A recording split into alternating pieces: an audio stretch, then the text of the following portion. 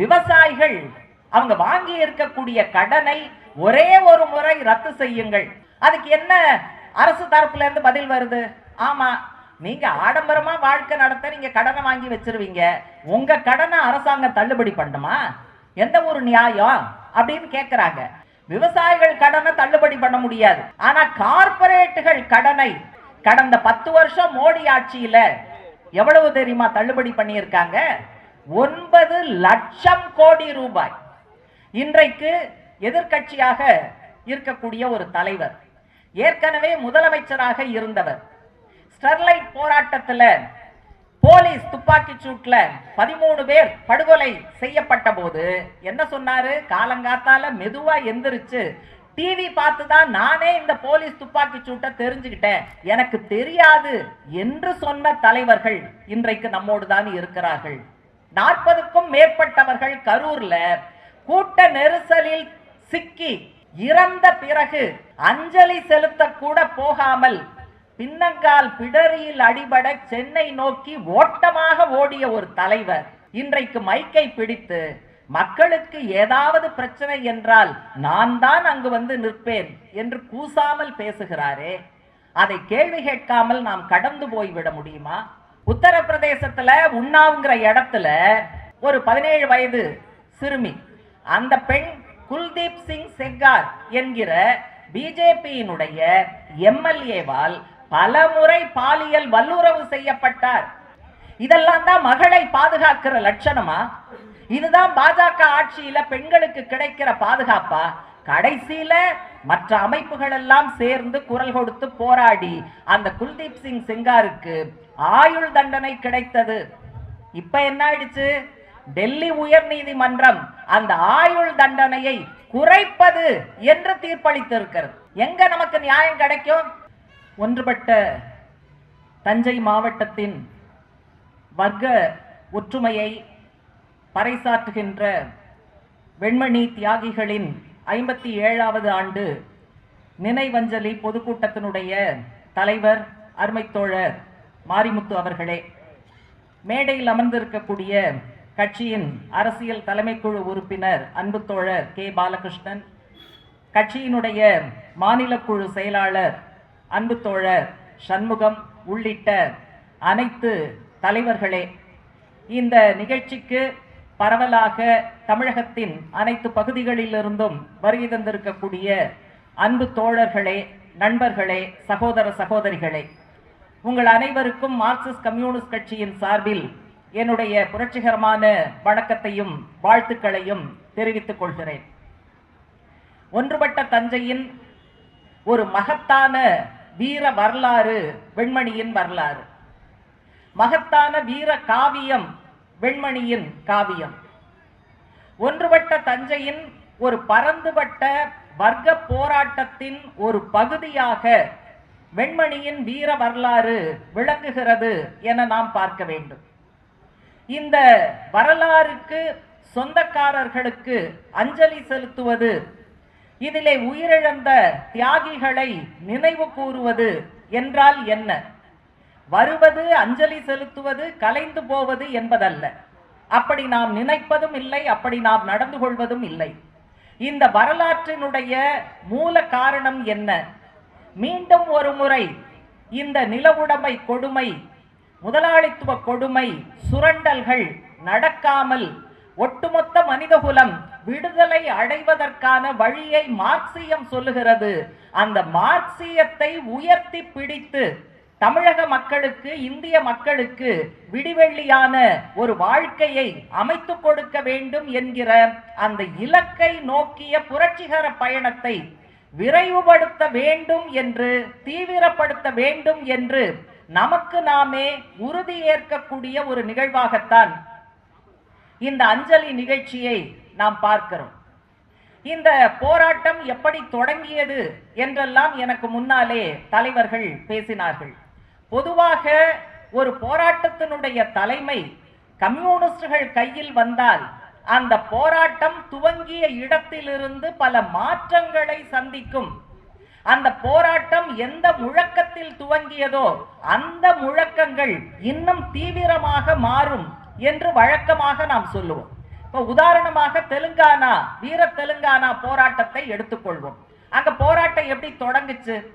வெட்டி என்று சொல்லக்கூடிய சம்பளம் இல்லாத, ஊதியம் இல்லாத உழைப்பு சுரண்டல், அதை எதிர்த்து விவசாயிகள் ஒன்றுபட்டு போராட்ட களத்திற்கு வந்தார்கள். அடுத்து கம்யூனிஸ்டுகள் அந்த போராட்டத்திற்கு தலைமையேற்ற பிறகு அதனுடைய திசை வழியில் மாற்றம் ஏற்பட்டது.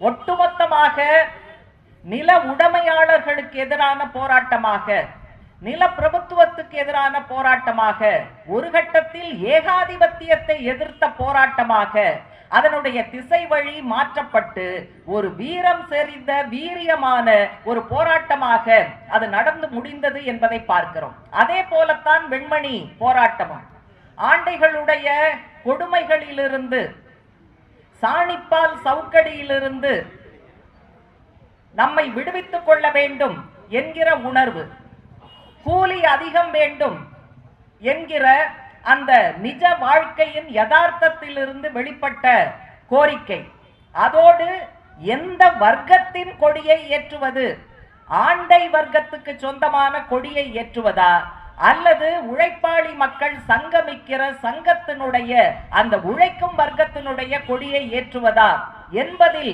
முன்னுக்கு வந்த கேள்வி, அதை ஒட்டிய போராட்டம்.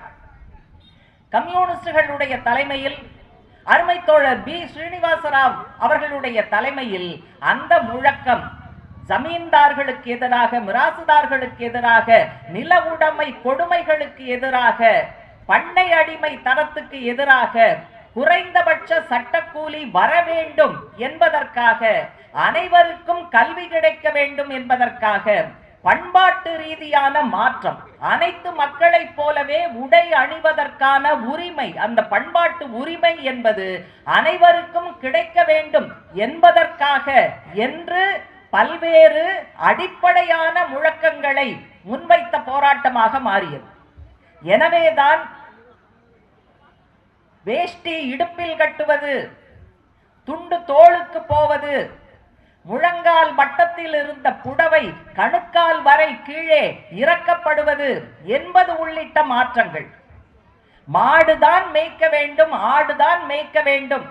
விவசாய கூலி தொழிலாளிகளுடைய, தலித் மக்களுடைய குழந்தைகள் பள்ளிக்கூடத்தின் வாசலுக்கு மழைக்கு கூட ஒதுங்கக்கூடாது என்று எழுதப்படாத அந்த சட்டங்கள் தகர்க்கப்பட்டது.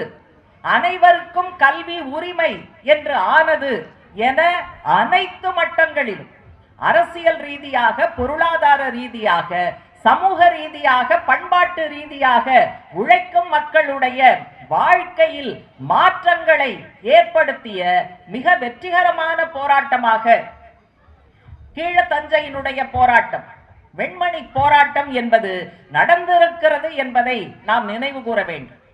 இன்றைக்கும் சிலர் விடாமல் நம்மள ஒரு கேள்வி கேட்டுக்கிட்டே இருக்காங்க.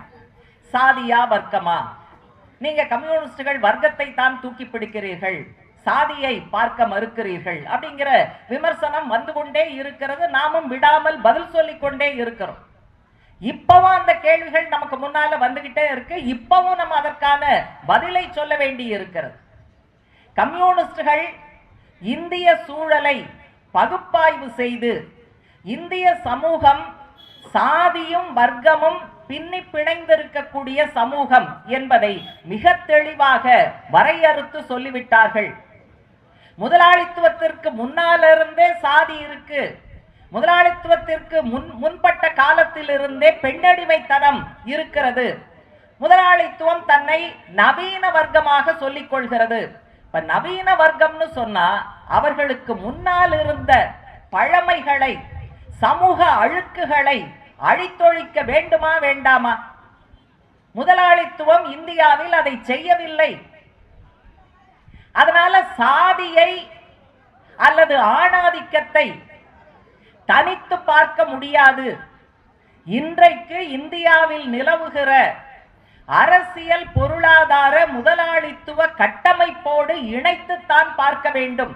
இன்றைக்கு முதலாளித்துவம் ஆணாதிக்கத்தை ஒழிக்க முயற்சிப்பது கிடையாது, சாதியத்தை ஒழிக்க முயற்சிப்பது கிடையாது. மாறாக அதனை பாதுகாக்க முயற்சிக்கிறது. ஏன் பாதுகாக்க முயற்சிக்கிறது? பழைய விஷயங்களை ஏன் வைத்துக் கொள்கிறது? பெண் என்று சொன்னால் மலிவான உழைப்பு, தலித் என்று சொன்னால் மலிவான உழைப்பு, முதலாளித்துவத்தினுடைய லாப வேட்கைக்கு, முதலாளித்துவத்தினுடைய உழைப்பு சுரண்டலுக்கு மலிவு உழைப்பு தேவைப்படுகிறது. எனவே அந்த மலிவு உழைப்பை நமக்கு அளிக்கக்கூடிய அந்த பெண்ணடிமைத்தனம், அதே போல சாதியம், இந்த கட்டமைப்புகளை தனக்குள்ளே உள்வாங்கிக் கொள்கிற வேலையைத்தான் முதலாளித்துவம் செய்து கொண்டிருக்கிறது.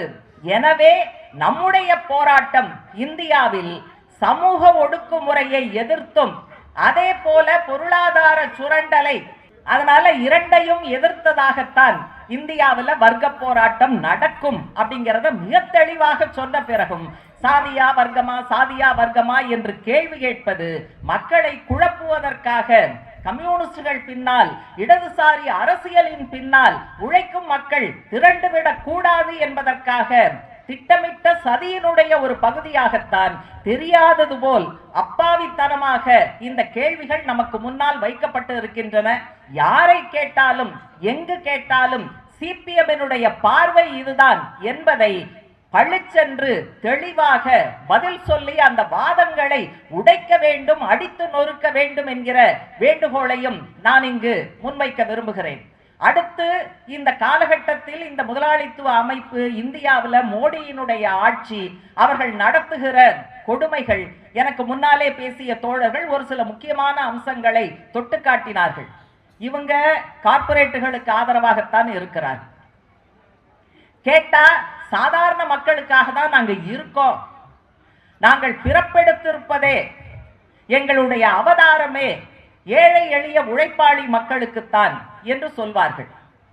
இப்ப இன்னைக்கு அரசியல் எப்படி ஆயிப்போச்சுன்னா, வாய்ஜாலம் என்பதுதான் இன்றைய அரசியலாக முக்கியமாக முன்னுக்கு வந்திருக்கிறது. பல கட்சிகள், அதனுடைய தலைவர்கள் வாய்ஜாலத்தை மட்டும்தான் நம்பி அரசியலை நடத்தி கொண்டு இருக்கிறார். விதவிதமான வாய்ஜாலம் இருக்கு.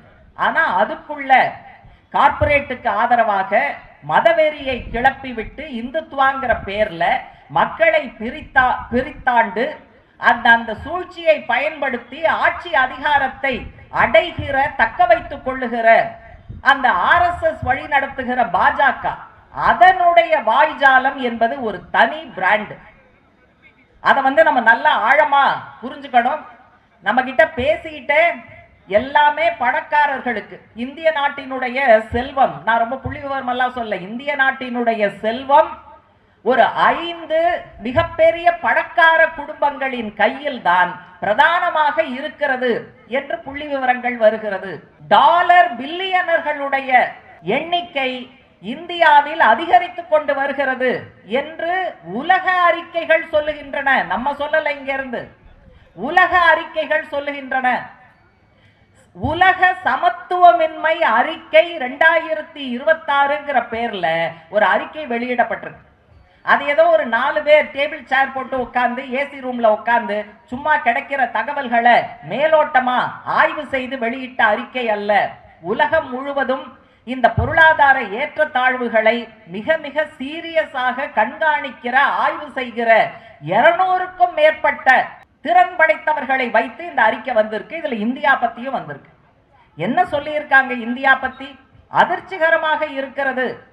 இந்தியாவில் இன்றைக்கு நிலவுகிற சமத்துவம் இன்மை, அதாவது இன்றைக்கு நிலவுகிற பொருளாதார ஏற்றத்தாழ்வு எதைவிட மோசம். பிரிட்டிஷ் நம்மை எல்லாம் காலனியாக வைத்து ஆட்சி செய்து கொண்டிருந்த போது, வெள்ளைக்காரர்கள் நம்மை அடக்கி ஆண்டு கொண்டிருந்த போது இந்தியாவில் நிலவிய பொருளாதார ஏற்றத்தாழ்வுகளை விட இன்றைக்கு இந்திய முதலாளிகள் கையில் இருக்கிற இந்தியாவில் பொருளாதார ஏற்றத்தாழ்வுகள் அதிகமாக இருக்கிறது. டாலர் பில்லியனர்னா என்னங்க அர்த்தம்? 9000 கோடி ரூபாய், அதற்கு மேல் சொத்து வைத்திருப்பவர்களுடைய எண்ணிக்கை இந்தியாவில் அதிகரிக்கிறது. இது ஒரு பக்கம். மறுபக்கம் நம்மை போன்ற உழைப்பாளி மக்களுடைய வாழ்வாதாரம் சரிக்கப்பட்டு அழிக்கப்பட்டு அதள பாதாளத்தில் நம்மை எல்லாம் தள்ளுகிற ஏற்பாடு. அப்ப என்னதான் வாய்ஜாலம் பேசினாலும் அவர்களது கொள்கைகள், மோடியினுடைய ஆட்சி ஒட்டுமொத்தமாக எங்கு வந்து நிற்கிறது? நம்ம சொல்லிக்கிட்டே இருப்போம், பணக்காரர்கள் மேலும் பணக்காரர்களாக மாறுகிறார்கள், சூப்பர் பணக்காரர்களாக மாறுகிறார்கள்.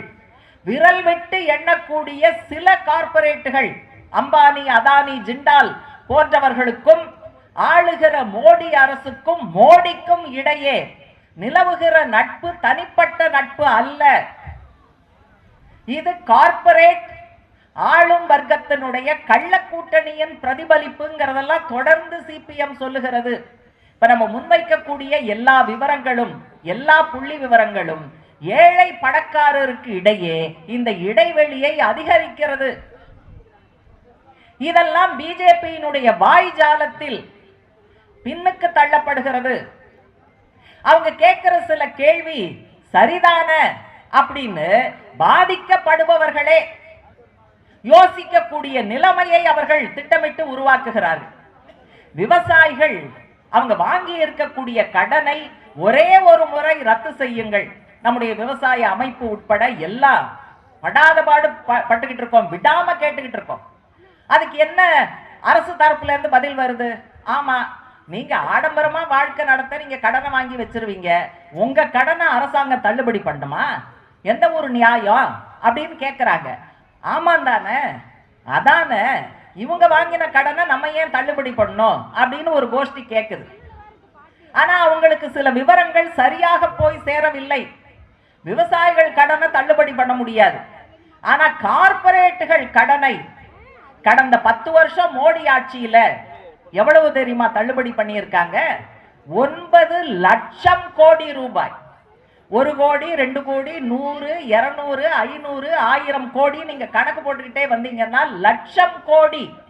அந்த மாதிரி 9 லட்சம் கோடி ரூபாய்க்கான கார்ப்பரேட்டுகளுடைய பெருமுதலாளிகளுடைய கடனை இந்த அரசு ரத்து செய்திருக்கிறது. அப்ப அது நஷ்டம் கிடையாதா? உங்க கஜானாவில் அதனால ஓட்டை விழுவது கிடையாதா? கடந்த 5 ஆண்டுகளில் விட்டு கொடுக்கப்பட்ட வருவாய், ரெவென்யூ ஃபோர்கான், விட்டு கொடுக்கப்பட்ட வருவாய்னா என்ன?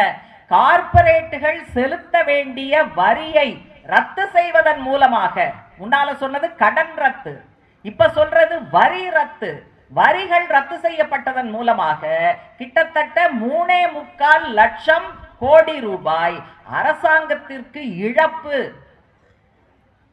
அப்போ டாட்டாவும் பிர்லாவும் அம்பானியும் அதானியும் அழுதுகிட்டு இருக்காங்க, ஐயோ பாவம், அடுத்த வேளை சோத்துக்கே வழி இல்லை.